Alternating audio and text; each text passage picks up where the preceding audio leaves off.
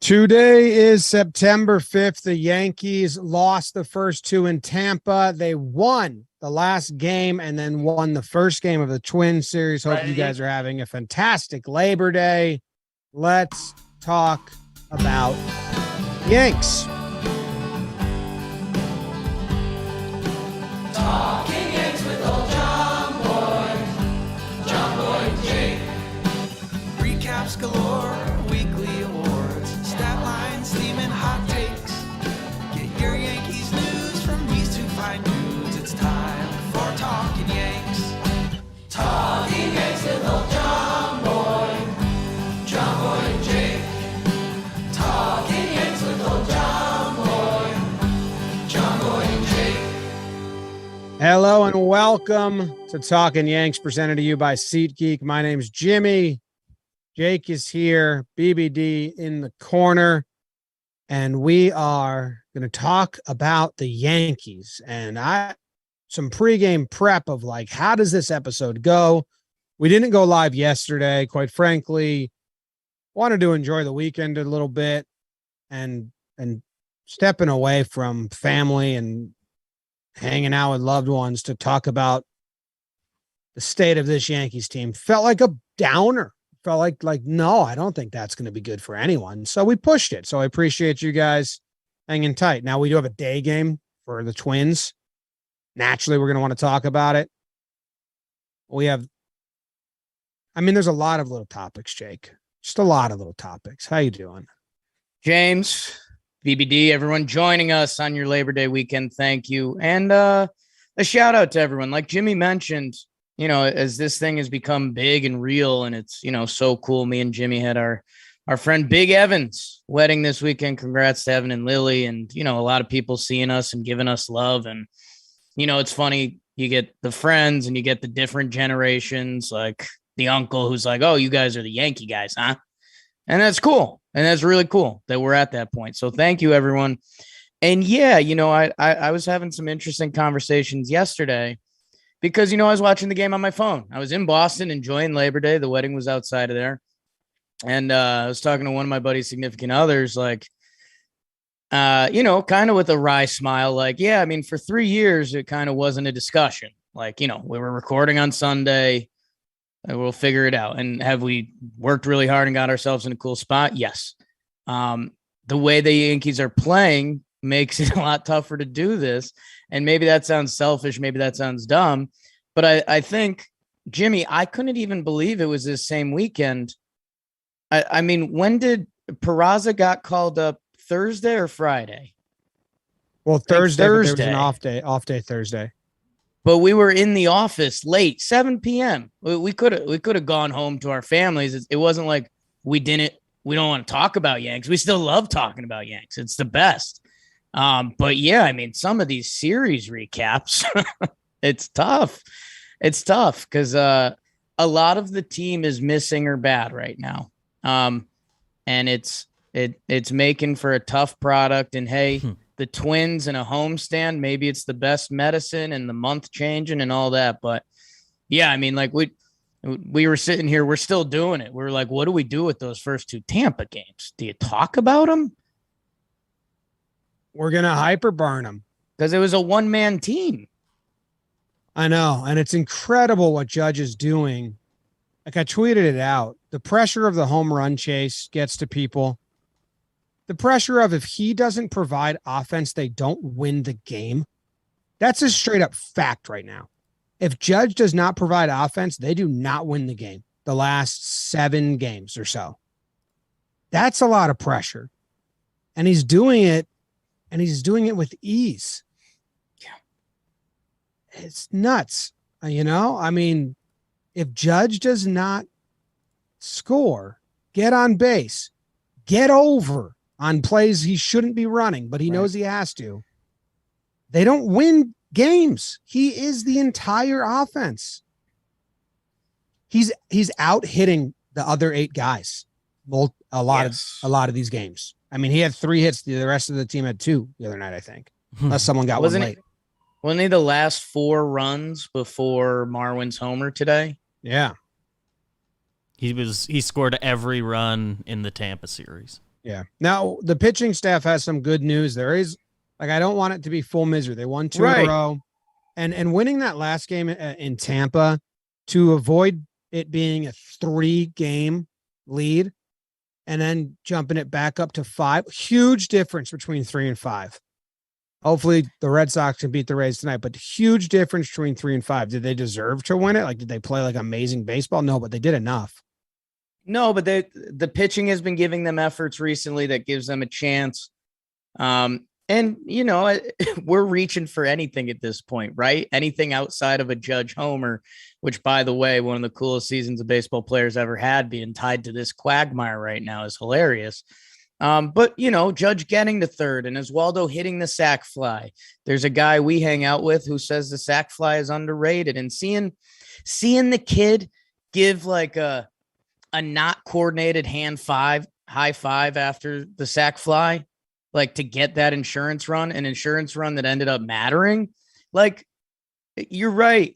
That matters. And hopefully these little things can matter more, that by the end of this homestand, we're starting to say, okay, something clicked over here, something clicked over there. But right now, it's wild. It's wild. And even some of these lineups and, Marwin coming in to pitch the final out of that first game, there's a wonky season.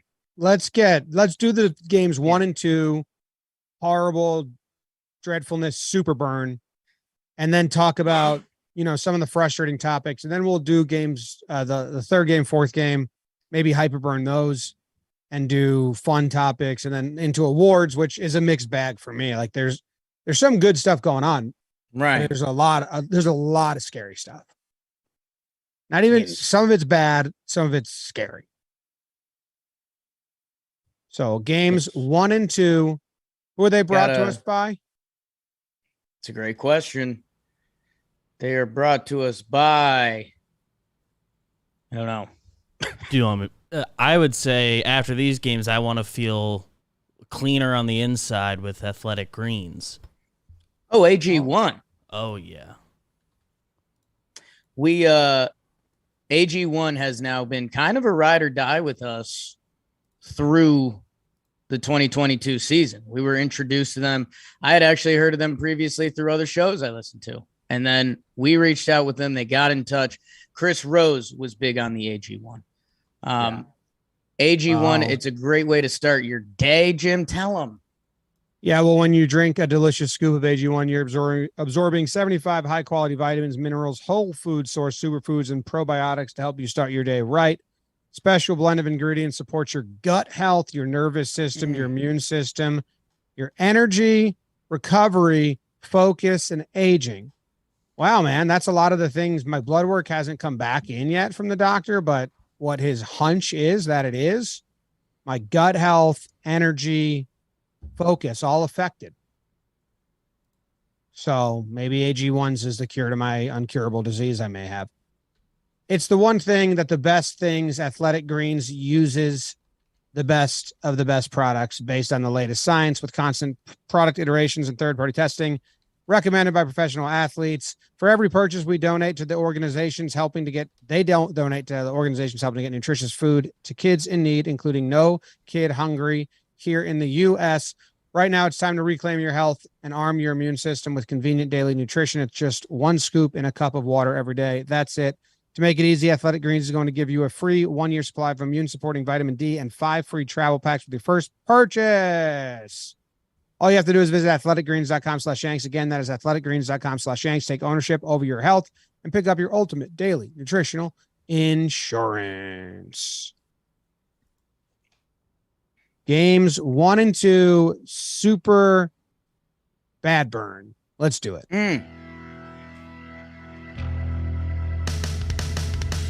Let's head down to Tampa. Actually, let's go check out those German Springs. Ooh, Domingo versus Jeffrey as the now division rivals tee it up down south. Scoreless into the 4th. Freight train. Choo-choo. David Peralta, formerly Jake Snakes, with the RBI single. And guess what? It's 1-0. It was 1-0 into the 7th. Domingo looked pretty good. Springs looked good against the Yankees. Oh my God, things fall apart. Bethancourt homer makes it 3-0 to end the game, and then the wheels come off. Chang, 5-0 Yankees. How about 2 RBI walks? Walls, the worst hitter in the American League. The Yandy man can. By the way, it's 9-0 Tampa. Here comes Marwin Gonzalez following Banda and Weissert, people. Yankees somehow drop game 1, 9-0 final, so they'd run it back the next day. It's Clark versus Corey. Those names seem very similar, especially when it's the Kluber, old friend Kluber, twirling it for Tampa. Too many T's in that one, Jakey. Bottom 3, the Yandy man can again. Diaz with the 2 RBI single off the mound. It's 2-0 Rays. It would stay that way into the 9th, and there he is, and he's beautiful. Big Aaron Judge with the solo homer, and it's the only run the Yankees would score. Kluber, Fairbanks, and Adams shut down everyone except the Judgy. Yankees lose 2-1 final. 3 hits. Let's go, Yanks. Well, game 1 is about as bad as you're going to get. I mean, you kept saying, when are we going to hit rock bottom? And I don't know, because game 2, we were at a wedding, and conveniently I was just like tuning in every now and then on my phone when there's runners on and stuff, trying to not let it take up my mind at all. But game 1, man, that's as much as I have disliked the Yankees my entire life. Yeah. That's what I was texting you and Joe's like, you hear about fan bases, Mets fans. They hate the Mets for a while. Not this year. They're awesome this year, and they're having so much fun, but because they didn't like ownership, and they didn't like the way it was going. And it was a mess. And they're like, it sucks that the team I love is being ruined. That game 1 was about as mad as I've ever been, about as like, if someone was like, you're a Yankees fan, I'd be like, well, yes, but I hate them. Because when Peraza got called up, I was tortured by, how is this not going to be good? Everyone's excited, but it's not going to be exciting. Remember, I was saying, how are they going to hurt me? And then I said, what I would do is I'd take the Band-Aid off right away. I'd start IKF at third. So you just prove, he's going to play other positions. And they took more bandages out and just stuck them all over the wound, if there's a wound. And instead of doing that, Boone came out and said, IKF is our starting shortstop, and Izzy is a big part of what we're doing, and he's in the middle of everything. Now, I want to pause. I like IKF's bat better than Donaldson's, and I think I have for like a lot of this season. I've been talking about how Donaldson's at bats are awful. Like, IKF's aren't amazing, but they can provide you more on a consistent basis for sure. So I'd start IKF at third. If his defense is the same at third as Donaldson's, which could be because he won a Gold Glove there, I'd do it. So it's not like this take isn't a get IKF off the team take, because I want him on team. But instead, why did you call Peraza up? Why did you stunt his development if he's not going to play? And then in game 2, or was it game 3? Game 2, which is part of the Super Burn, they play Peraza at second base, a position he's played 10 times in his minor league career. He's known as he's better at shortstop than IKF because he's a glove first prospect at shortstop. That's his. So the third game he played, of the series, he played second. He played short the second game. Yeah. Still, that's still the same topic. Like, this is my biggest frustration of IKF getting the Derek Jeter in 2014 treatment, where people are like, he's not good. He's not really providing you much, and there's better defensive options. And he's Derek Jeter. He's a big part of everything we've done here. He's in the middle of everything. He's Derek Jeter. That's what they're doing. It doesn't make any sense. You did not get shortstop free agents because you liked your prospects so much. So you went out and got a stopgap shortstop. But now the stopgap shortstop is going to mess with the prospects development, who he's supposed to do the exact opposite of that. Playing Peraza at second, IKF at short. It's just silly. It's just stubbornness for stubborn's sake, because even if you like IKF's DRS, he still won a Gold Glove at third. Donaldson's been struggling with the bat, made a couple errors the night before, and Peraza's a glove for a shortstop. So you're just being stubborn. You're just screaming your stubbornness, shoving it down our fans' throats. Yes. They, for me, the word is options. I don't understand how you could look at this lineup right now.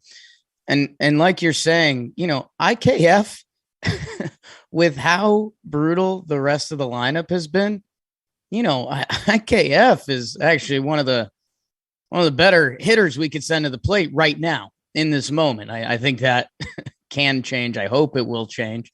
But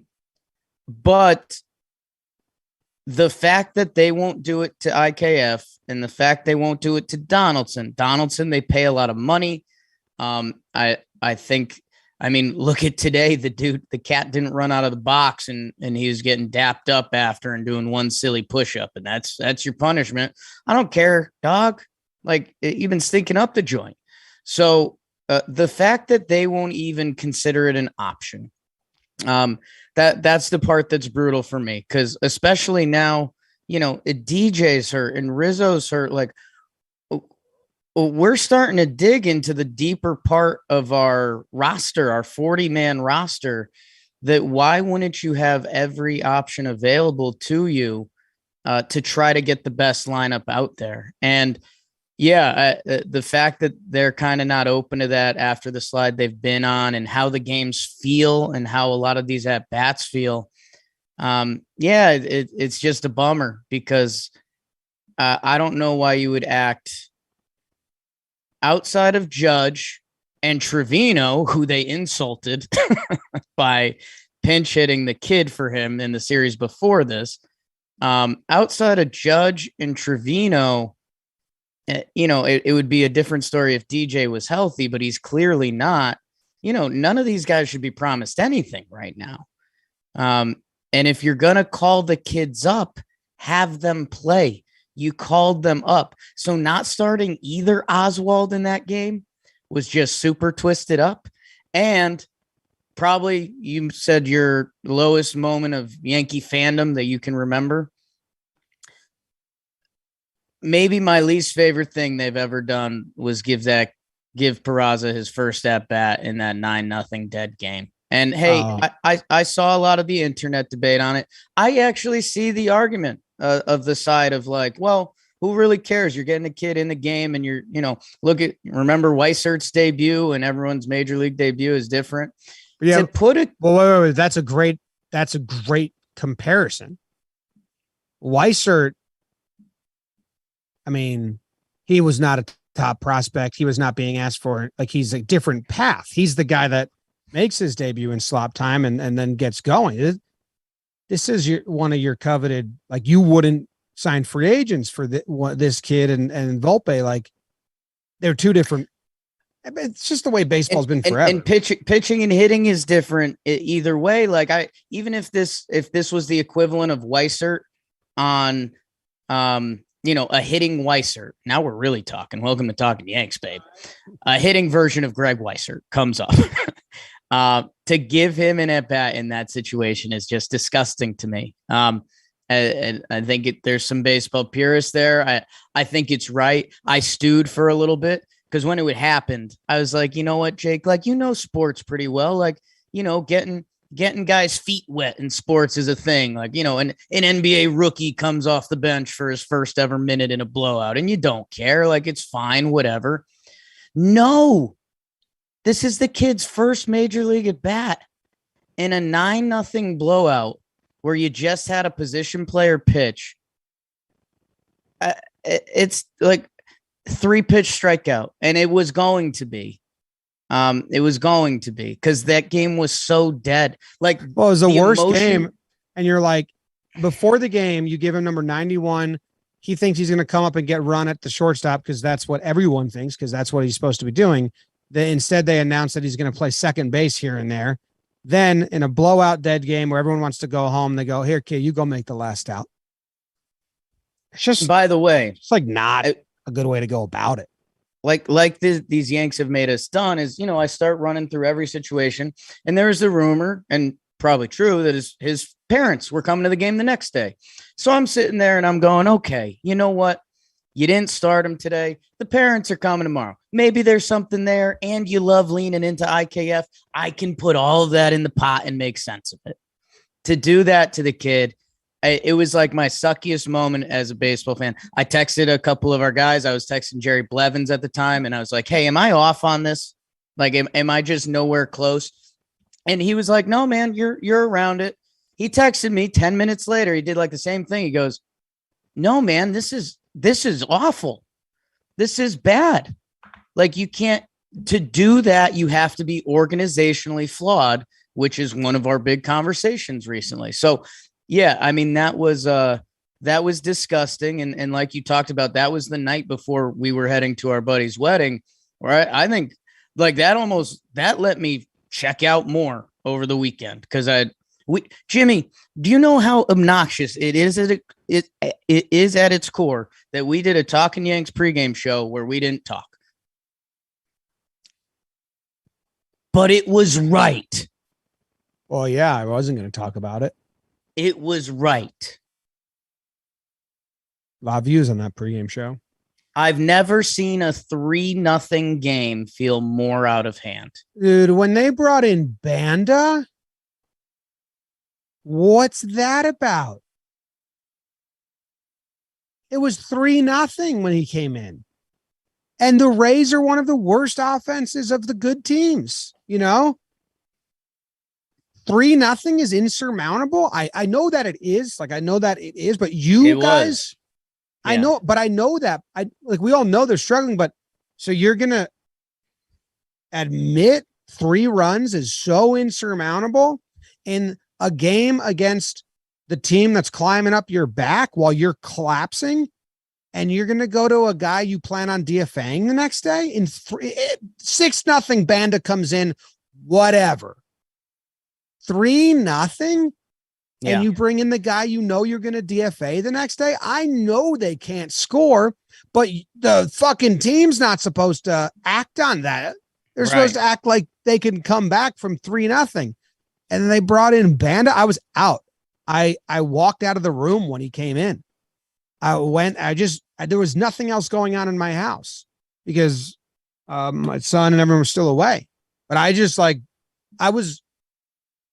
was Arthur clenched fist. I felt like a crazy old man, Yeah. I was they brought Banda in after all that. And I was just like, what? We're giving up. Right. 3-0. So, yeah, that was like my least. I was mad, man. I was mad. Rightfully so. Rightfully so. Damn.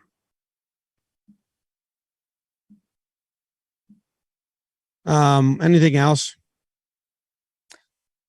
No, I mean, we tied in the second game to this. I mean, the offense again does nothing. 0 runs, 2 hits until the 9th inning. And then Aaron Judge hits a home run because he's having one of the best offensive seasons the game's ever seen.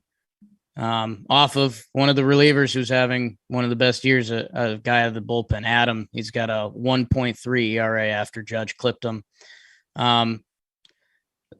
So yeah, I don't know.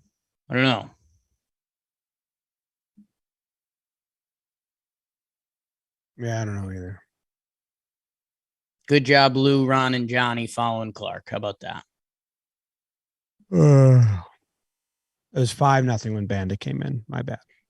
But Weissert gave it up at the very end.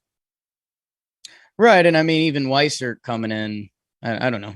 Yeah, well, yes, even Weissert coming there, but then they used him again today. Yeah.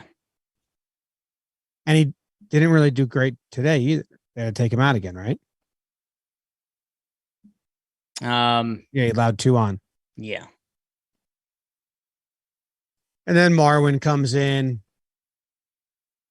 Pumping heaters. Yeah. Yeah. The next game. I mean, we were at the wedding, so I don't even. Judge homered at the end. Yes.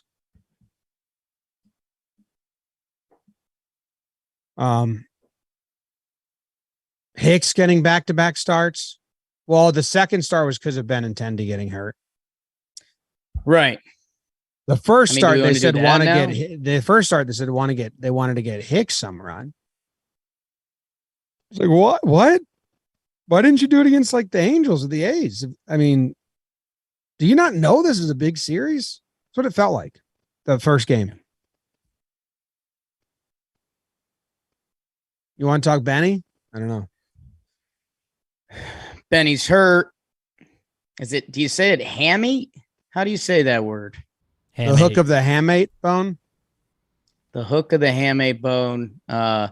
He had the same injury in college. He's been talking about. Did you hear that post game from him? So I didn't hear. I saw the quotes. I didn't listen to his words. Well, they were like, "Didn't you have this happen to you in college?" He said, "Freshman year of college, yeah." Which means he was like 18 years old. Like, who the hell remembers anything then? But it's so long ago.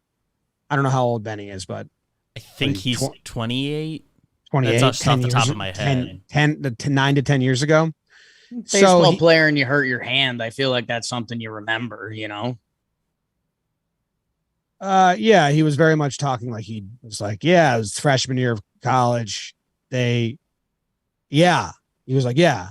And like, well, didn't you? And Hoagie was like, well, didn't you have the bone removed? And he was like, yeah.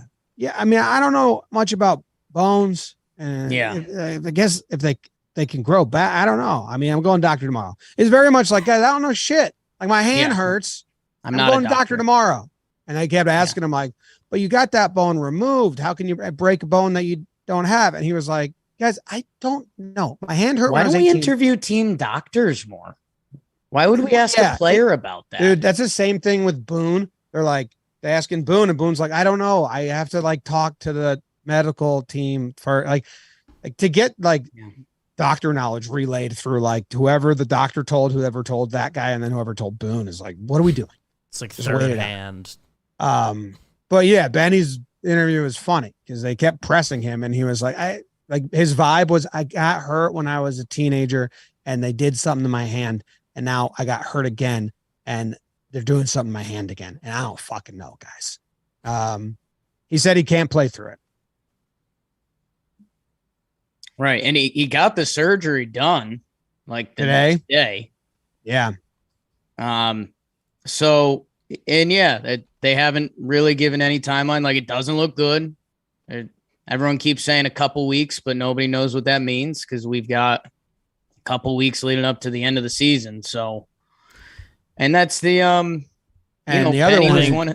I think Meredith tweeted that he's getting it tomorrow. Not a detail that actually matters, but he's getting it tomorrow. Didn't get it today. I thought I read. Marley I saw they were going to say it, but Meredith tweeted 30 minutes ago. Benintendi will have surgery tomorrow. Also, my dad, very tongue in cheek, said I had that surgery. I got back to playing tennis in 6 weeks. So I don't know. Did he really? Yeah, my dad did have that surgery and played tennis 6 weeks later. I mean, playing where playing a sport is your job is different than playing tennis with your friends. Yeah, so he can come back quicker, I think. I think I saw headlines this morning that there's a chance he's back, but I don't know. Your dad's basically confirming 3 weeks. Yeah, because Benny's a fast healer. This is basically he's back next week. The offense is 2019 all over again when they had everyone come back the week before the playoffs. But staying on injuries, Rizzo had an epidural. Yeah. Dude. And and now he's on home rest today. They expected him at the stadium, and they said, no, just stay home. Not on the IL, right? No, but which makes sense. When you really, it's weird, but because they have the expanded rosters, they don't, not clamoring to bring another guy up. They don't even really have another guy to bring up. And Boone's like, you can always backdate it. So they really need to get someone up here. Right. They can just backdate Rizzo, and it'll be, September call-ups, like people don't go on the IL sometimes. And and they got to see how it takes. But yeah, man, epidurals for some pain. And that was, me and my wife had one when we gave birth to James. Baseball changes quickly. There's good examples of it. Johnny Lasagna was having a brutal year. Seems like he tapped into something. Good for you, Johnny. Hitters, slumps come and go. I guess my realization, and all of us, if you're a Yankees fan listening, talking Yanks, you've been talking to your Yankees crew and trying to diagnose the issue. And there was a couple weeks there where we were like, what's wrong? And it was like, well, I guess Stanton's out and, Carpenter got hurt. So, it kind of makes sense. It's everywhere and it's everything. Rizzo, like you said, epidural. Like if he's not around and his back was hurting, he was playing bad. Glaber, a slump of a guy who was sad. Sadness slump. DJ's so hurt.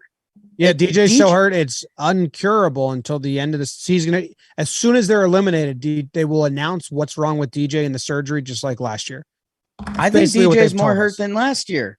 I think he's more hurt than last year, where DJ LeMahieu, this ultimate competitor, a guy we compare to Paul O'Neill for kind of his grit and who he is, like he tapped out the week before the playoffs last year because he was that hurt. He's there now, dude. I've never seen his at-bats look so awful and clearly overcompensating. It looks like a horse who's hurt, and you're trying to tell him, like, you can't do this right now. And then our shortstop position, we've talked about ad nauseum. Donaldson hasn't hit all year at third base. The kids are kids. They're not even getting playing time to try to get a fair shake. Stanton's hurt. Best offensive season you've seen. Stanton is hurt and has just looked bad. He goes hot and cold, but he's hurt and looks bad. Well, I think he's catching up to fastballs because he has been out for a while. Plus, hurt. Like you saw today, he was just a swing. He just landed on his front foot and it hurt. And he said that.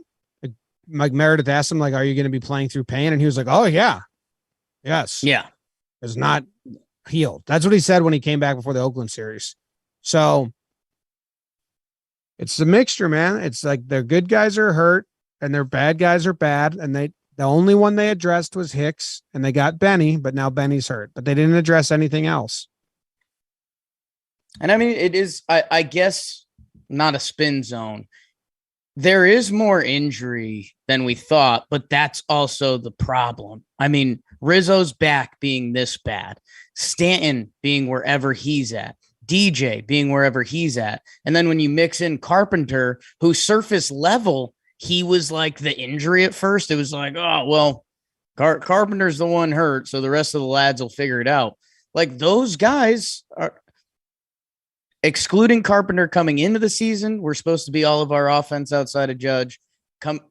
Having this season happened, Carpenter was a massive part of that. And that's why they are no longer the 72-39 team or whatever their amazing record was. It's a completely different team, and it's not good.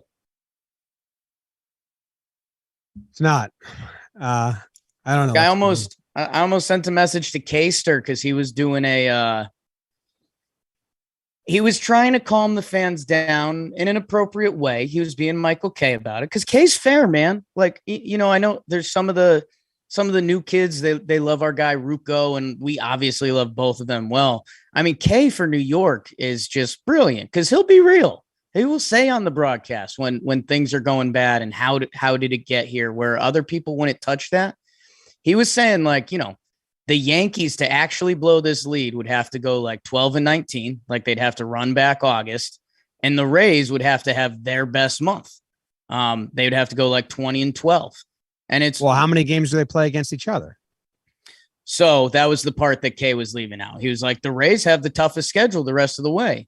And it's like, well, if you're going to judge the Yankees on a hopefully we don't go 12-19 again, then their games against each other, the Rays having the toughest winning percentage against their opponents the rest of the way. I mean, the Yankees, you have to just throw that out the window because that's not even close. And then like they're playing Houston too. They have 6 versus Houston, but those games don't mean anything to Houston. I mean, they're walking into the playoffs. So that was the only thing where I was like, Kaster, I half love the conversation, but also it's kind of missing like the key ingredient. Well, yeah, they have 3 more games against Tampa the rest of the way. So not getting swept was really big. Huge. Like huge win. It was a 2-1 win, but it was huge. And I don't, the ump helped them out. We'll get to the burn, but they have 3 more against Tampa. So yeah, if they play the same pace of Tampa the rest of the way and don't lose, they could play, it comes down to those 3 games. And then you can say it's really hard to do, but they should win the division. But I don't know how the offense gets there. They're not doing a strategy to help the offense get there. And let's get into game. You want to do game 3 by itself? If it was a big game, or you want to do 3 and 4? Maybe we can tie it all together. All right. And you know what ties it all together for me, Jim? Trade coffee. I'm going to be honest with you. Is that all right? Coffee. I like coffee. I drink coffee pretty much every day. It's to the point I mix in a day or 2 a month just to kind of test myself. But every day I'm drinking coffee, and drinktrade.com/Yanks is where you need to go. Because everyone enjoys a different coffee. Me, Jim, Noodle, BBD, Baby James, Stanton, Tyone, probably. We all take our coffee differently. Big coffee guy.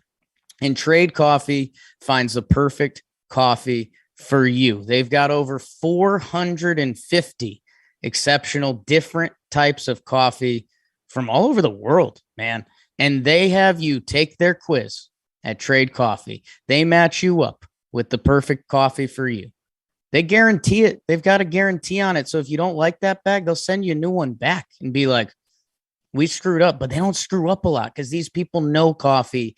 They trade coffee.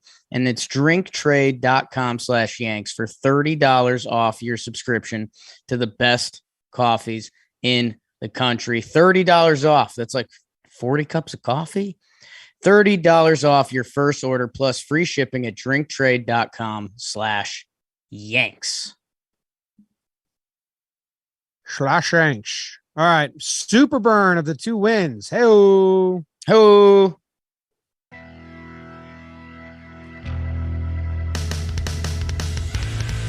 Frankie the Yankee was hoping his arm would be strong against Sean in the Rays. Top 1, how's your leadoff hitter, and how's 450 feet? Aaron Judge finds an area of the trop that I didn't know existed. Yankees go up 1-0, and guess what? It would stay that way into the 7th. Frankie the Yankee, only 1 hit, 7 Ks, no walks. To Lou, to Marinaccio, and in the 7th, Judge gets to 3rd, and Oswaldo, where is he? He's sacked, flying. It's 2-0 Yanks. In the 9th, Clay Holmes. They score 1 on the RBI single, but how's 102 to finish it? Nice call, Blue. Frankie to Lou, to Ron, to Johnny, to Clay. Are we getting greasy in the bullpen? Yanks win what was an important game before heading back up to New York to face the Minnesota Twins. And Chris Archer, as he tries to shoot some bow and arrows at Jamison Tyone. And the Yankees, bottom 1, Donaldson. He pimped it. RBI single, gets thrown out at second. He keeps winning me over. It's 2-0 after you caught me a Marwin. his first hit off a non-position player in months, and it's a solo home run to make it 2-0. Yanks. Jim, you remember this guy? Gary is scary. 473. Hey, how are you? You know, Stan and Judge are good, but Gary's the best hitter, you know. It's 2-2 after 5. Jimmy, they pitch to him again. What are you doing, McGill? Aaron Judge with his 54th home run of the season. It matches A-Rod's record for most home runs by a right-handed Yankee. And then IKF HR. The kid did it again. IKF homer season makes it 5-2. Yanks go JMO to Weissert to Wandy and Clay Holmes at the end of it. I saw that ball Florially tracked down. Yankees win 5-2. This team is back. The season was never in doubt. Maybe.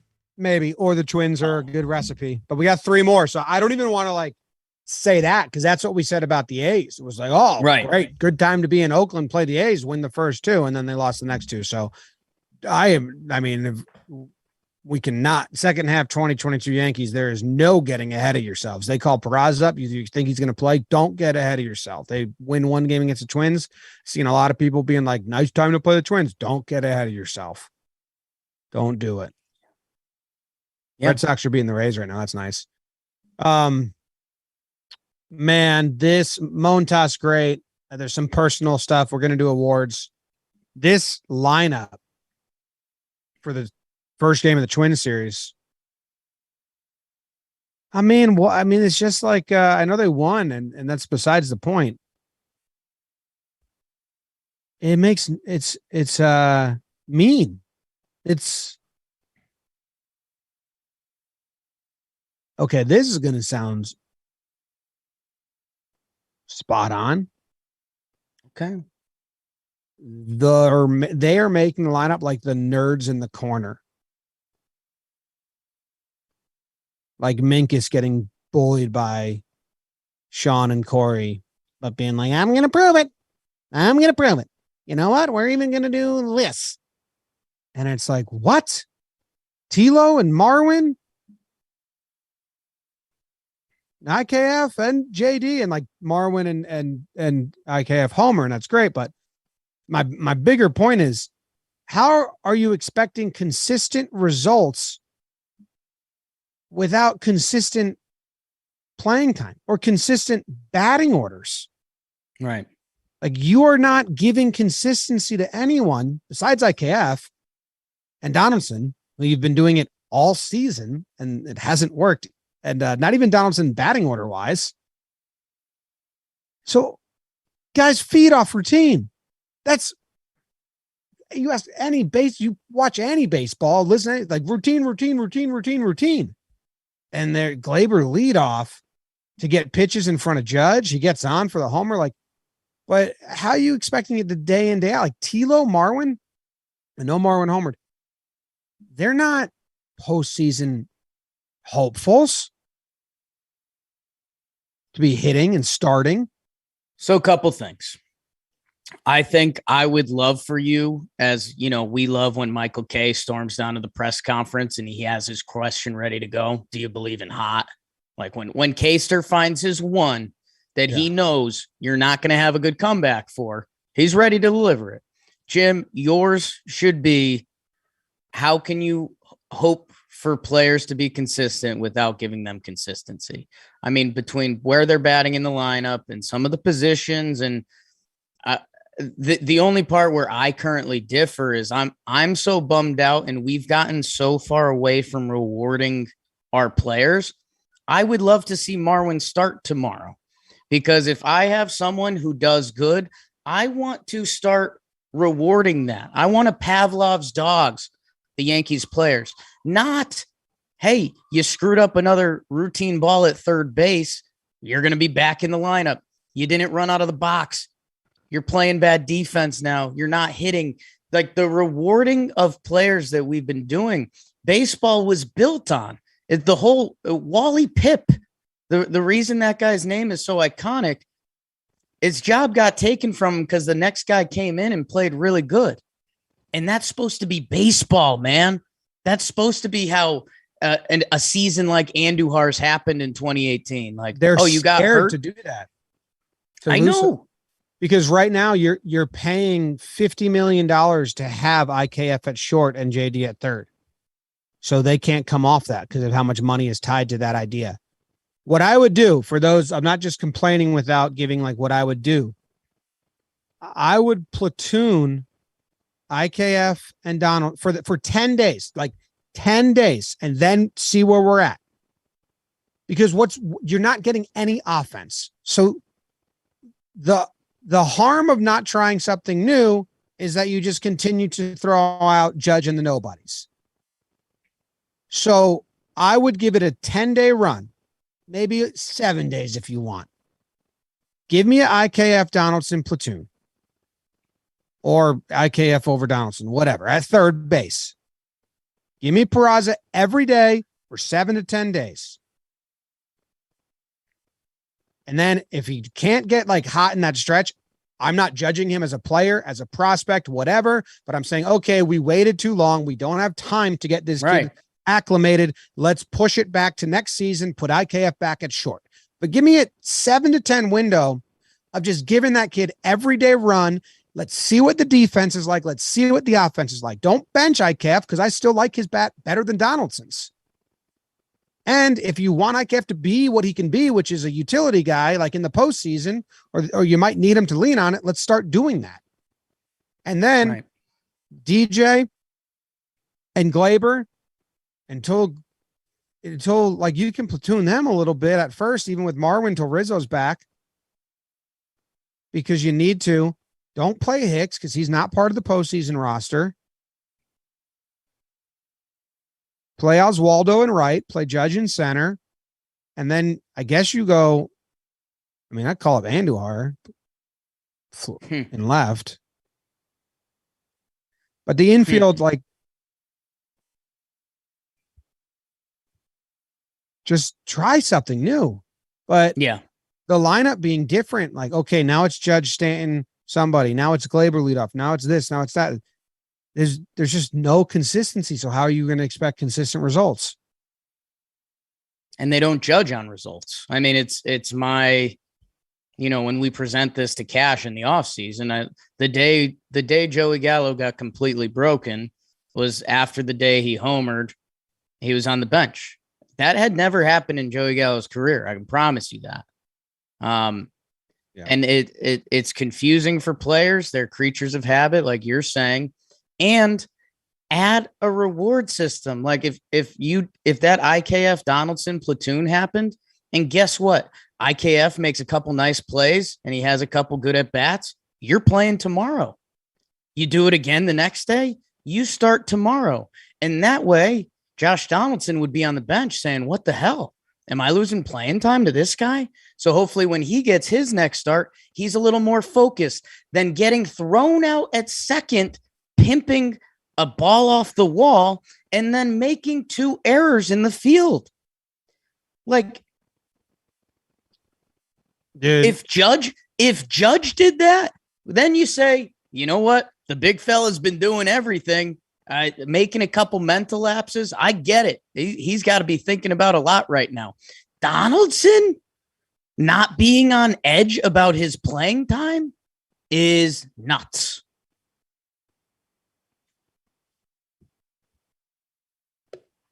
Yes. Let's move on to awards then.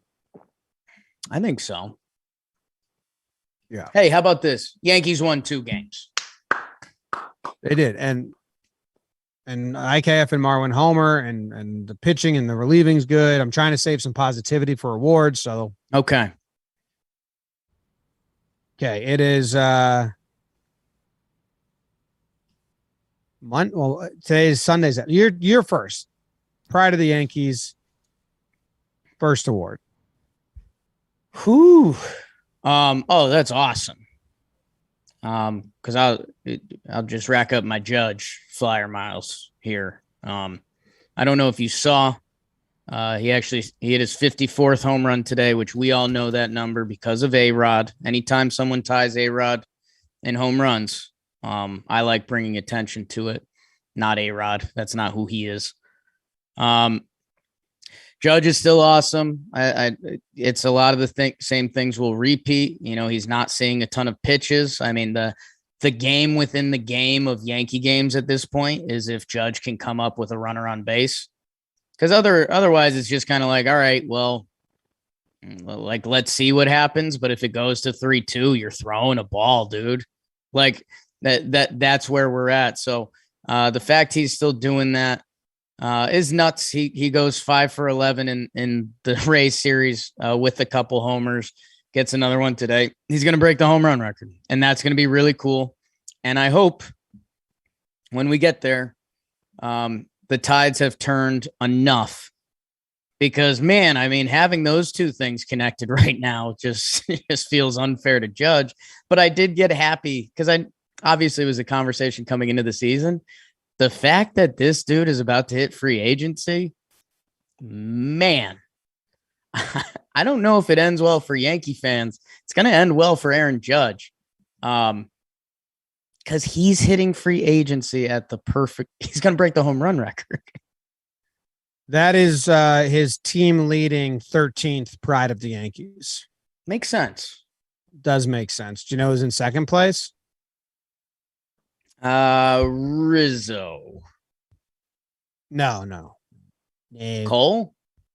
Rizzo and Cole are tied for third, it looks like. Okay. Nope. Never mind. They're tied for fourth. Rizzo racked up a bunch early in the year. Well, it looks like Rizzo's on here twice, so he might have 10. No, that would be the same 5 with how it works. Okay. He is written twice. I see that. But it's Nestor. Yeah. It's Nestor. It's him. And I might be giving out a first here. I'm obviously I would like to double up Judge. I won't. I'm going to go Montas. I know it's only 5 innings, but needed that so bad. I mean, needed that outing from him in the worst way. Hopefully next time doesn't take as many pitches. Again, the Rays aren't like a great offensive team, so it's not even an incredible battle, but one hit had the pitches working. I think he's up the split usage a good amount. And someone on Twitter that has an anonymous account that's just like a Yankees player name, so I don't remember them nor think it matters to shout them out because no one will really know. I wish I could. He tweeted out about how Montes' front foot was like way up, like he wasn't coming down. The Rays just ran into a dumb out. He wasn't coming down before the game. He was like, I think I found what's wrong with Montas' thing. If I could find it, I can shout the account out. But now the foot's coming down on that start, and maybe that's it. Maybe it was a mechanical thing. I'd love to believe it was a mechanical thing. I mean, like you're saying, Jim, sneaky big start. I know 5 innings doesn't blow anyone away, but 1 hit, no walks, 7 Ks, and coming off of that press conference, we could be here, we could want his head on a stick if he had a bad day. He didn't. And that's, hey, the best way to bounce back from that. And dude, New York sports, guess what we care about? Winning. So Frankie, if you do that, I'll never care about your press conferences. I'll like you going on the mound and doing what you're better at than pretty much every human on the planet. Johnny's Lasagna at JLasagna43. They were tweeting about Montas' mechanics with some examples and pictures, and I liked it. I thought it was interesting. I hope that's the case, that it was just not getting his foot down. I tell you what. What's that? I didn't know what I'm having for dinner tonight. But you just smelled lasagna? A slice of lasagna. Where would you get it from? I don't know. I haven't, I don't eat a lot of Italian food in the city. Okay. That's interesting. Well, you can eat a lot of lasagna and you can grow your belly, and it doesn't even matter because you can hide it with the Cuts shirt. Okay. How about that? They're sponsoring the rest of the awards. And you can get 15% off when you go to cutsclothing.com/Yanks. They make performance apparel for the modern professional. They're quickly becoming my go-to clothing brand. They perfected the art of science in men's shirts. My brother Luke was wearing a shirt in the office, a cut shirt in the office yesterday, and someone just looked at the shirt, and mind you, a plain gray shirt, no logo, no design. Someone whose name backwards is Mass said, "That's a really nice shirt, Luke." And Luke looked at her and said, "There's nothing on it." And she said, "What? Looks really good. I don't know. It's a nice shirt." And then it was like, wow, I'd never seen a plain gray shirt get complimented, but it was a cut shirt. It fit him nice. It looked like it was perfectly tailored. They're comfortable, and they'll hide your beer or lasagna belly that Jake's going to have soon. I put on a lot of weight over the wedding weekend and my week home alone without Katie and James around, and I'm pretty mad about it. Nuts. Join the hundreds of thousands of men who have already made the simple decision to elevate their wardrobe with Cuts. Get 15% off your first order by going to cutsclothing.com/Yanks. That's CUTS clothing.com/Yanks for 15% off the only shirt worth wearing. I'm pretty active on the TikTok in that I view stuff a lot. Cuts ads all over the place there. They look awesome, and I don't want to accuse a close friend of ours of being with them, but I think a close friend of ours that did one inning league and other stuff and was on Forgotten Rotten, and his name Nicky Cass does stuff with them, and he looks good in it. So if you want to look like him. Who? Okay, well now we give out. Never heard of him. We give out a bad award. You Yankee motherfucker. Oh boy. It's. I mean, I have one. You might steal them. It's a little. No, I mean, I've sneaky been doing it all episode. I'll go Donaldson. I mean, yeah, I wanted him. I knew you were going to take him because you were doing that. Being closer to God pays off. Yeah, it does. There's two things I love on a baseball field. It's defense at third base and center field. Josh Donaldson had been playing a high level third base all year. And there is complimentary things to be said about that. The bat it hasn't clicked all year. He was still going out to third base and doing yeoman's work and making nice plays. He made another nice one today. But dude, you start making lackadaisical ones, ball goes under your glove. Kay said, is he in a defensive slump now? Well, if he's in a defensive slump and an offensive slump, I can't have you on the field. Those are the two big ones for me when it comes to Josh Donaldson. And man, to not run out a ball off the wall. I mean, we've gotten somewhat numb to it. I mean, the way that some of the Yankee hitters like Stanton and Judge, when they hit one of those like 110 balls off the wall and they turn into singles, at first we had to like adjust our brains. Like you never saw that on a baseball field. And Kay covered it beautifully in the broadcast today. He's like, I get it. We don't run everything out as hard as we did back in the day because it's not worth the hamstring pulls and the injury risk for some of these guys. And that's fine. But how can there be no repercussions for your actions? The dude got thrown. We're a team that's not scoring runs. That would have been a runner on second base. I'm doubling it. I'm searching right now. I'm listening to you. I'm trying to find who I would take. I'm doubling it. It's Josh Donaldson, dude. Embarrassed. I was cringing when he did push-ups. I like left my body of anger. Like, what? Nothing matters? You're having a bad season offensively. The team is in an epic collapse that if it keeps going is like gonna make top 10 worst collapses ever in baseball history lists. Talking trash to the Rays pitcher who got him out. Talking trash to the pitcher who got him out. 3 errors in the last 3 games. Thrown out because you're not running. And that's like the 10th time this season you're pimped balls that aren't home runs. Probably like the 3rd. And the push-ups and the joking with the dugout. If the Yankees are winning and vibes are good, I don't mind it. Whatever.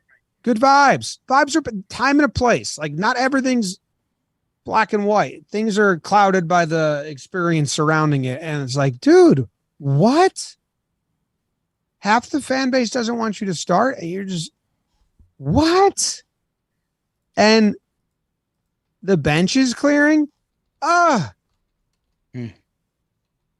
didn't even care, man. And I've been begging for a benches clearing fight to get him going. Yeah. I was, ooh. And like Donaldson's interacted with us. I like him. I liked him before this. I would like it if he was doing well or hitting. Oh, man. The push-ups turned me into a WFAN caller. Yeah. Like, this is Lou in Staten Island, and I'm mad. That's right. like me, was me on my couch. No, it makes you, I even let into his MFer with it. It makes you dig into Yankee pride to be like, hey, I've watched a lot of Yankees baseball. I've seen a lot of boys play on the field wearing pinstripes, and throwing one push-up, that's tough. That's tough. You know, I don't think the Yankees wanted to trade Gio. They wanted IKF so bad. The Rangers didn't want Gary. So the Rangers went and traded IKF to the Twins and took Garver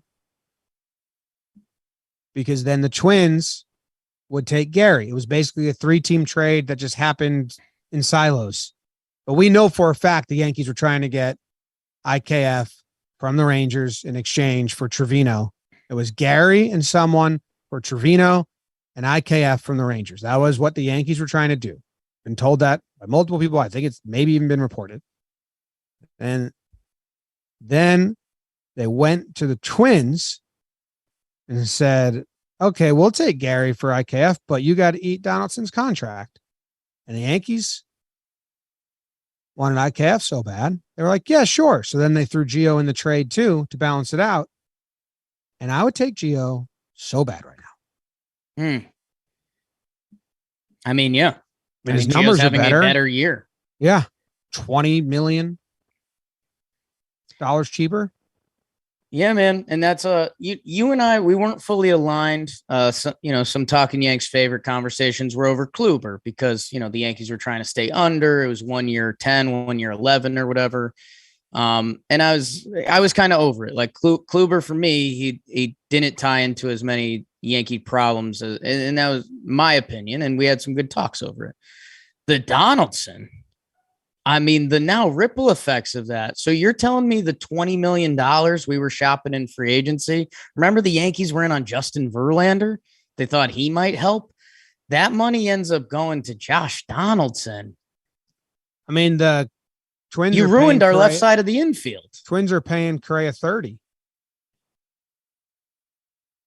over 1. We're paying Donaldson and IKF 56, 50, 60 over 2. Something like that. Close to 60 over 2.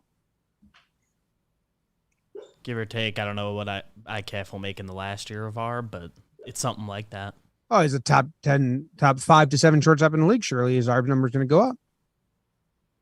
He's also hitting well below average, so that's good. Yeah.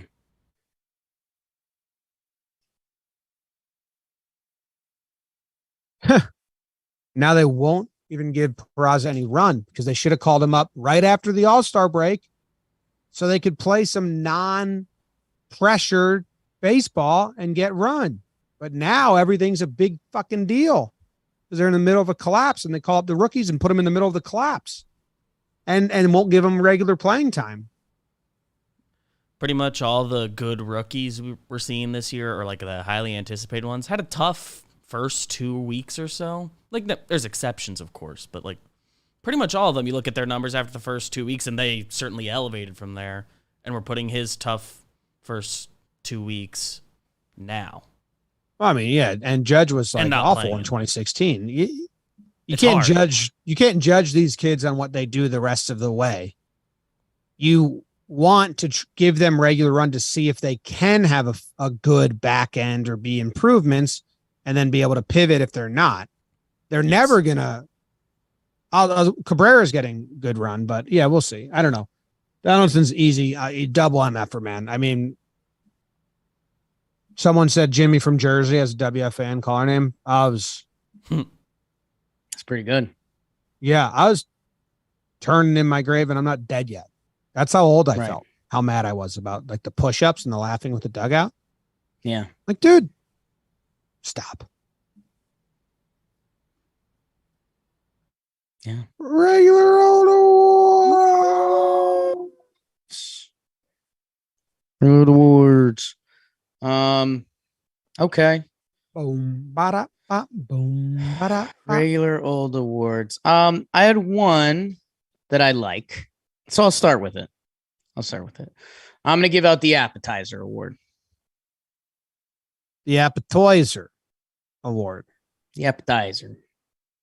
The Appetizer Award. And you're giving that to Lou Trevino. I'm not giving that to Lou Trevino. Jim, you've known I had a little bit of soft spot for this guy, and the Yankees org clearly does not. Estevan Florial has been coming in as our defensive replacement in center field, and he's tracked down a couple nice balls in big moments. Today's catch was a 25% catch probability, which that's a real number. What was his one yesterday? I don't know yesterday's. I know today's because they said it on the broadcast. But that was a big boy catch. That's left center field, Yankee Stadium, full stride. He tracked it down. I couldn't tell at first. I was hoping they were going to give the catch probability, and they did. 25%. That's a big boy catch. And I'm shocked they're doing it. Like the way they've given Florial a pretty tough draw recently. That they haven't given him run, but they're willing to give him defensive center fielder to finish games now. And it worked a couple times. And Jim, he's kind of the appetizer because that's what Harrison Bader is supposed to be. So seeing Florial track down a couple balls, I enjoyed that. And hey, if I enjoyed Estevan Florial tracking balls, supposedly what Harrison Bader is supposed to be, that should be a fun watch at some point. So little Appetizer Award. Little Appetizer Award. We know they don't think much of Florial's bat. No one's really thought much of Florial's bat. I don't think much of Florial's bat from what I've seen. Right. But like I guess Tilo can run into him. At some point, really. like you'll never be proven wrong if you don't give Florial at bats and like maybe try. I don't know. If he came up with new mechanics, I think that would work. They've neutered every prospect. Yeah. I mean, Judge came up in 2016 and his swing was like, that's not going to work. And then he went and came back in 2017 with a completely new swing. Well, he got enough time in the bigs to like realize, oh shit, I got to change this up. You know, Florial's never going to change his swing because it works and same like Waiter, like, you know, their swings work in AAA. Yeah. But they're just too long for the bigs. But I don't know. We don't know. That's the whole thing. We don't know. I know that they don't think much of it. I mean, otherwise, can Peraza? But dude, I mean, the fact they're doing it to Peraza now too, it also means they just do this to everyone. They're giving Peraza the 95 Jeter treatment. They're just giving him like a taste of the big. So next year when he's the starter, he's not, unaware of the environment and the surroundings, like, or on the team. Like, I think he'll be starting at second or whatever next year unless Volpe is. But that's what they're doing. I can't even think about next year. I know, but I mean, they even kind of said it too. Like that's what they're doing with Peraza, which is maybe they wanted to get, dude. I think because this is next year. I think they want Volpe to be the starter next year. And the only way Volpe is a starter next year is if he gets at bats in AAA this year. And now you get to get Peraza some of the 95 Jeter, be around the mix, be with the guys, see what a playoff run push is about. While Volpe is getting AAA at bats, because if you kept Peraza down, Volpe doesn't get AAA at bats. And next year, they're both going to go to camp with a chance to break and be part of the infield. I think that's what they are thinking. I wish there was that much thought to it. I think it's we play veterans, not kids. And this team did work. Why doesn't it work now? So yeah, we'll see. Good catch, Flo. Yeah, and then IKF gets treated like the most sensitive man in the world. Think he's next year's starting shortstop.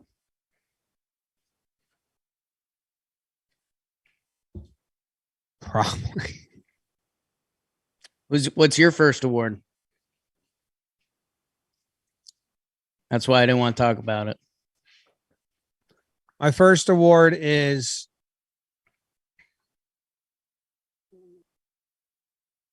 one of one. Okay. 1 for 1 so far. 1 for 1 so far. 1 for 1. 1 for 1 so far. That's the award. Mm-hmm. Yeah. 1 for 1 so far. And that award is going to Ron Marinaccio. No, it's not, but close. But Okay. close, Jake. Be proud of being close. Clay Holmes. Clay Holmes and the Phantom IL. We got 2 more Phantom IL extra rest guys coming back soon. Clay Holmes was the first. We got Nestor, and then you got Sevy, who was injured, but they also 60-dayed him just to make sure he's got more rest and went slow. 1 for 1. Clay looks good. His fastball has life. His mechanics look better. He's got movement. Threw the fastest pitch of his career. Got help from Blue, but Vic Carapuzzi that wasn't the only missed call that game. Yeah, on both ways. Basically, any slider in Game 3, he didn't call a strike. There was 20 that broke across the plate, and he was like, "Nah." But the Yanks get the call. Clay Holmes looks good. We got 2 more Phantom IL extra rest-induced returnees coming, and Nestor and then Sevy. And then I hope they go 3 for 3. But Clay looks good. He also is throwing a cut fastball now. Someone tweeted it, and our socials team shared the tweet with me, and then I just went and looked at it. His last 2 outings, he's throwing a little cut fastball. It's still being listed as a slider, but there's no real horizontal break. It's just like a little cutter. And maybe that helps keep him honest. Maybe eventually the 2-seam runs off it better. But he threw some nasty 2-seams too in this outing. And here's the hoping that Nestor comes back strong. Sevy comes back strong, because they need to go 0 runs in order to win, basically.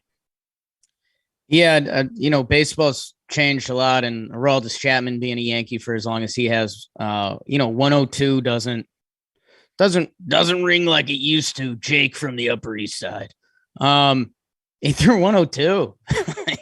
What? So yeah, man, I know we talked about Clay Holmes. He should just throw the first pitch wild every time and conquer that demon, some big green stuff. The Gary Sanchez at bat today, I would want to be exhibit A of when I talked about being able to tap into that slider at the right time. And that's a pitch Gary struggled with a lot in his career. And Clay, I'm interested to see what's going on with the cut thing, but that first slider to Gary was gross. That was his slider. The second one was the cut fastball. Right.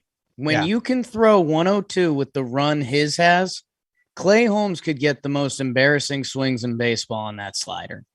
Because when you have to make a decision on that fastball on the outside corner, that slider ends up in the left-handed batting box. That slider, I think, can hopefully be a very comfortable thing for him to find because clearly when his fastball mechanic is off, things can get pretty squirrely on him pretty quick. But hopefully that slider can kind of be his, his toy he sleeps with. That's with me. Yeah.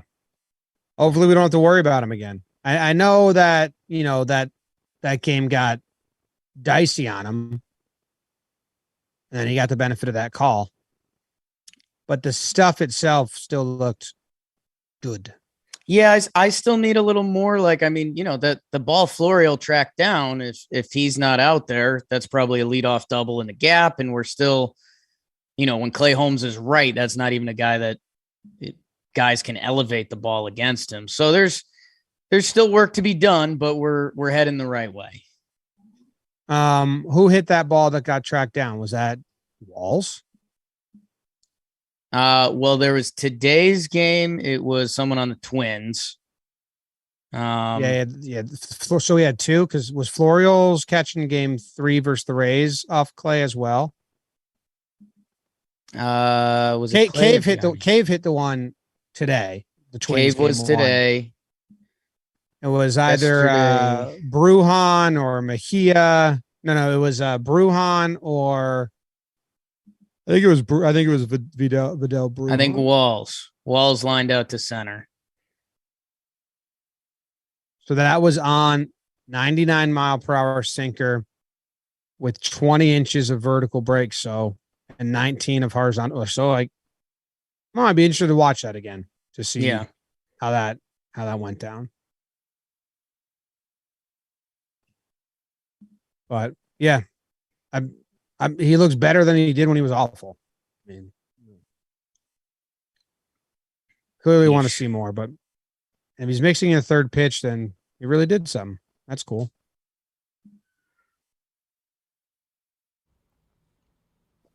Your last award of the episode? Final award. Okay. Let's do the it's between two guys for a second there.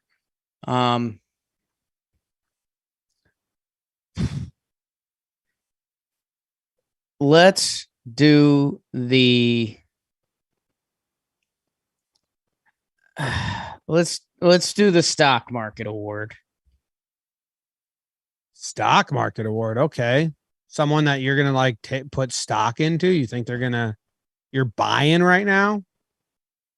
Or are you selling? Not selling. You're buying stock on Domingo? You were off. No credit to you this award show. The stock market has its ups and downs. If I told you I was buying, I would tell you I'm buying pop. There was an at bat at the end of Gleyber Torres. He hit a ball to the other field, which again, there's two signs that Gleyber Torres is playing well. It's he's smiling or he's hitting a ball the other way. He got on base in front of Judge, which we talked about and how important that is. Let's see what happens. I know in a lot of Yankee conversations, people are starting to think this is his last year. We'll see. Let's deal with that in the offseason. They batted him leadoff today. I'm thinking their thought process was when they look around the field and like guys that can have hope to get better, Gleyber's one of those guys. Like if he could start smiling and see a couple balls go down, you can believe in him performing because he does have that in him. We don't know if Josh Donaldson has that anymore. IKF's numbers are what his baseball reference says he is. Gleyber Torres, there's hopefully something that can be tapped in there. We've talked about his postseason history a lot. His stock has plummeted since the trade deadline where he was almost traded. So, hey, I don't know, kid. I'm not expecting it. I think the Yankees are hoping your stock is one of them that can go back up before this offseason. Otherwise, we're going to be with Gleyber Torres again because his stock will be at an all-time low. So Jakey Stocks, financial advisor coming in, and Gleyber Torres. If I was a coach, hey, Coach Storielli checking in. I got my visor on today. I would sit, by the way, JM Golf coming out in a couple minutes. Go check that out. 10 minutes. Our miniature golf course, custom miniature golf course on the Warehouse Games channel. I would sit down in the film room with Gleyber Torres, and I would have a screenshot up. And it would be the Minnesota Twins infield all shifted on the left side of the infield. And I would tell him, if teams did this to you, you should bat 400. Your skill set, your gift that everyone tells you. Probably there's people that probably see Gleyber on the street and go, "You're good at going the other way, kid." Wow. To have the Twins shift on you full to the left, it means you're doing it wrong. It's the bad sex award. You're doing it wrong.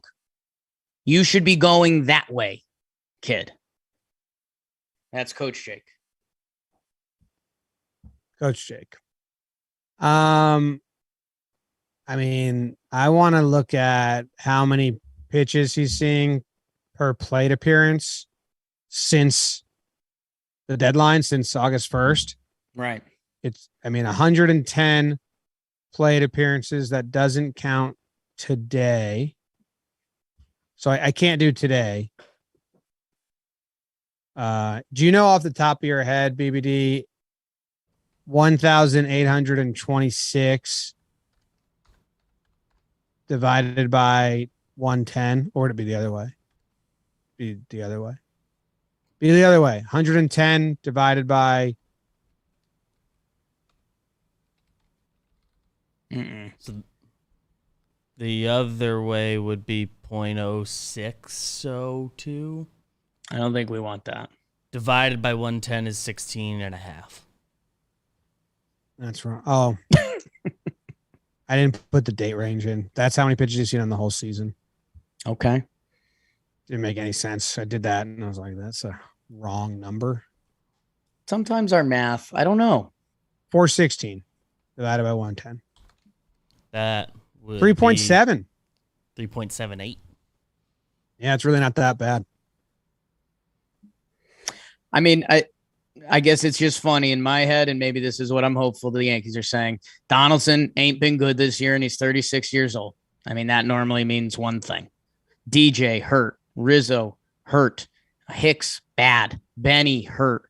Carpenter, hurt. Like, Gleyber Torres is kind of the only one that can be fixed right now. And it would be play the good baseball. Stop being sad. Yeah, but he knows he's gone at the end of the year.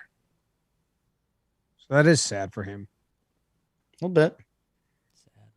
Let's see. That would put him just below league average pitches per plate appearance.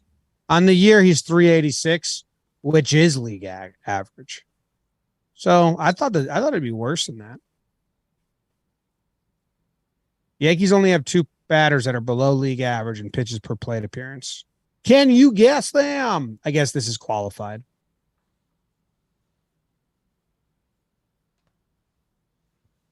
I mean, No. IKF.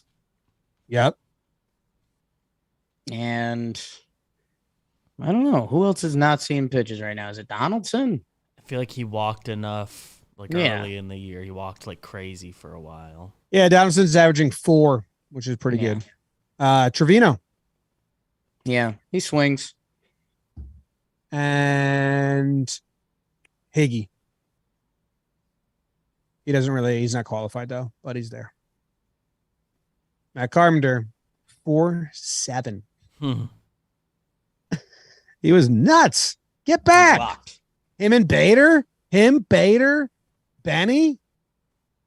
Just like, can you believe the 2022 Yankees are waiting for one of us three guys for the playoff push?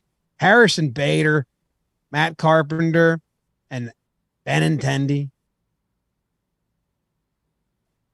The boys. Down your the bingo Yankees. The baby bombers.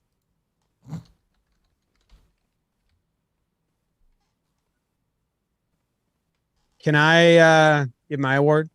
Final award, most prestigious of the episode, Jim. Confusion. The Confusion Award. The Confusion Award. No, I don't really want to do that. Okay. Okay, not the Confusion Award. Is it going to be IKF? It's like, dude, why? Yeah, don't you get We did that. better at? Why don't you? If you could just get better on balls in front of you, if you could just get better on balls in front of you, right? Whatever then, you know, Right. Whatever then. But the Twin Series, Marwin should catch that. But also, I mean, the shortstop should hit the first baseman in the chest on a ball. Not the ideal throw. Marwin's got to catch it. It's on Marwin, but let's not act like it was a great throw. He throws Kahnle. I'll give the Kahnle Award. This was another award I was going to give out. I'm giving out the Kahnle Award. I'm going IKF. It's two guys. Okay. That's one of them. Okay. Tommy Kahnle. No, he doesn't get it. It's named after him. Rarely Ron does Marinaccio. No, close. You already guessed him for another award. Okay. You're out.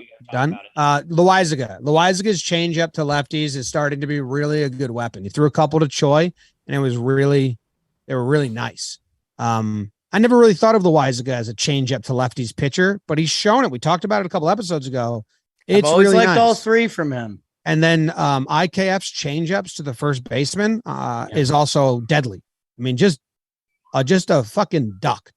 Comes out of his hand, pronates perfectly, has the dip. When they show the slow-mo behind his body and like what's happening, like, yes, Marwin should have caught that. But the other ones, it's a nice changeup. So they're a little bit in competition of changeupville battling Kahnle. Marwin and IKF maybe coming out of the pen. Loizaga. Yeah, I'm reworking the back end of the bullpen a little bit with those two. Put IKF on the mound. But can't play another position. The confusion is like you play so deep. IKF plays one of the deeper shortstops. He's bad at coming in on balls. Play a little in. Were you doctor? I don't know, man. It's just, I think a lot of my problems wouldn't be there if he could make those routine balls in front of him where he's running forward. And then it'd be all right. Play him a little at third. Throws too a little bit. Hey, Johnny Lasana. Oh my God, Lasana. Hey, can you remove Jake from the video? It was good seeing you guys. Yeah, you're out. Thought you were a real fan, dude.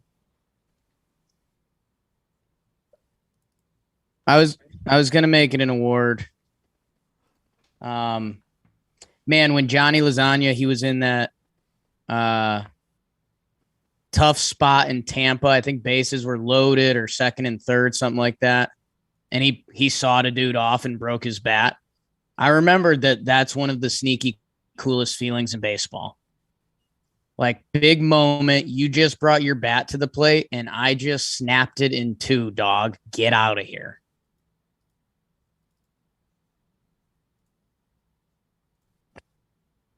But then I said Lasana. Yeah, you're out. Joe's would kick and it you kind of out. made everyone uncomfortable. Joe's would kick you out. He just texted wooga wooga wooga. I think we might have to wrap this up. Yeah, because Fast Money's on Yes Network. Ooh, and I don't miss Fast Money.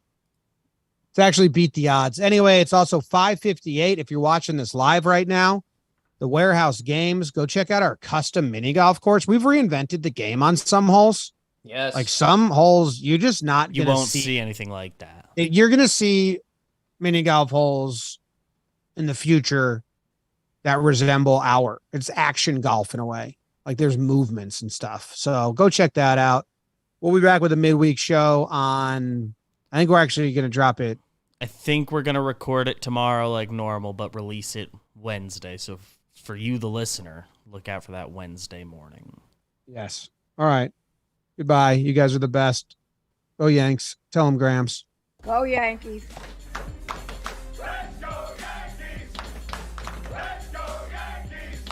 Love.